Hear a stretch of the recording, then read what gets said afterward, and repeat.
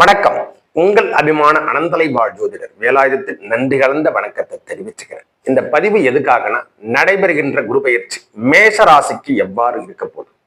2/6/2026 அன்று நடைபெறுகின்ற குரு பெயர்ச்சி மிதுனத்திலிருந்து இடம்பெயர்ந்து கடகத்துக்கு வரார். நம்ம ராசிக்கு 4ஆம் இடத்தில் அமர்ந்து உச்சம் பெறுகின்ற காலங்கள் அப்படின்னு சொல்லலாம். ஒரே வார்த்தை சொல்லப்போனா the good time start now அப்படின்ற அமைப்பு நம்மளுக்கு மேஷராசியை பொறுத்த வரைக்கும் நம்ம பார்வை என்று சொல்லக்கூடிய குரு பகவான் என்று சொன்னாலே சிறப்பு பார்வை. அந்த 5, 7, 9 7ஆம் பார்வை எல்லாருக்கும் உண்டு. இந்த 5ஆம் பார்வையும் 7ஆம் 9ஆம் பார்வையும் மிகவும் சிறப்பினை தருகின்ற பார்வை. அப்போ அவருடைய 5ஆம் பார்வை எங்க பதியுதுன்னா நம்ம ராசிக்கு 8ஆம் இடத்துல பதியுது. 8 என்று சொல்லக்கூடிய தர்ம சங்கடங்கள், வீண் விரயம், இத மாதிரி விஷயங்கள், அவமானம், இதிலிருந்து நாம மீளக்கூடிய காலம் என்று கூட சொல்லலாம். அந்த பிரச்சனை கடந்தருகின்ற விஷயங்களாகட்டும், நோயாகட்டும், நோயினுடைய எல்லாத்துலையும் ஒரு மைனஸ் கேட்டகரி இருந்து நாம வெளிவர போறோம். அதுதான் குருவின் பார்வை கோடி நன்மை என்று சொன்னாங்க.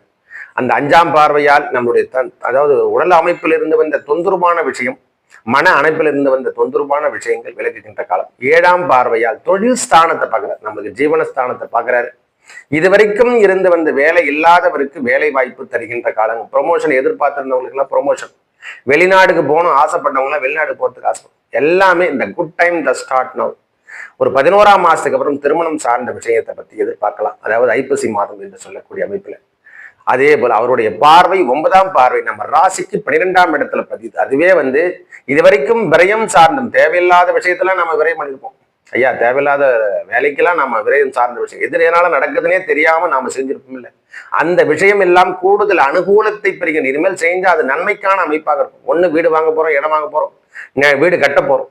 இந்த மாதிரி நற்காரியங்கள் நம்ம குழந்தைகளுக்கு திருமணமோ கல்வியோ கல்வி சார்ந்த விஷயம், அதாவது மனம் சாந்தம் தருகின்ற விஷயங்கள் அனைத்தையும் செய்கின்ற காலம் என்று கூட சொல்லுது. ஐயா, 10 ரூபா செலவு பண்ணாலும் அது திருப்தியா செலவு பண்ணும். நல்ல மக்களுக்கு போய் சேருகின்ற அமைப்பா இருக்கணும். இல்ல ஆலயம் சார்ந்த விஷயத்துக்கு சரி பண்ற மாதிரி ஒரு சூழ்நிலையும் நம்மளுக்கு ஏற்படும். அதனால் தர்மத்தை செய்கின்ற காலம் என்று சொல்லுவேன்.